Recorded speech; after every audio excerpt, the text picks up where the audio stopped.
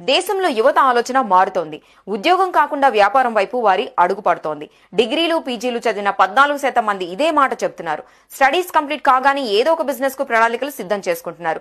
దేశవ్యాప్తంగా పలువురు స్టూడెంట్స్ పై సర్వే నిర్వహించిన ఐఐటి మండి ఈ వివరాలను వెల్లడించింది. Global university entrepreneurial spirit students guest పేరుతో దీన్ని కండక్ట్ చేసింది. దాదాపు 4 నెలల పాటు విద్యార్థుల నుంచి అభిప్రాయాలను సేకరించింది. వారిలో దాదాపు 68% మంది అబ్బాయిలు, 32% మంది అమ్మాయిలు ఉన్నారు.